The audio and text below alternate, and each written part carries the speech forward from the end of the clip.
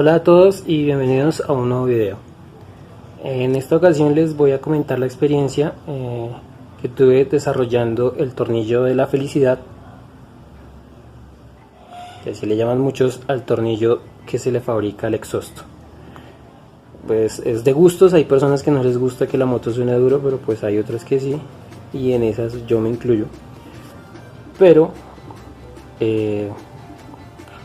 siempre uno necesita pues que el sonido cambie cuando uno quiera. Entonces la solución es hacer un hueco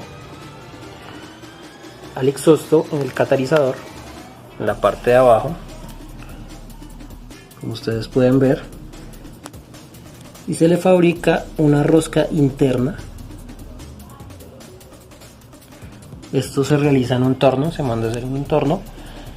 En Colombia aproximadamente tiene un costo de 50-70 mil pesos y se fabrica este tornillo, el cual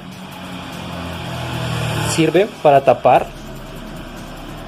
el sonido cuando ustedes lo deseen, para pues llevarla a la técnico mecánica o para hacer un viaje largo donde sepan que hay bastante policía.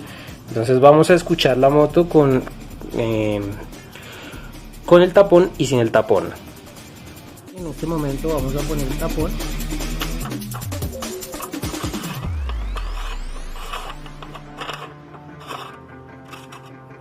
Y vamos a prenderla a ver cómo suena.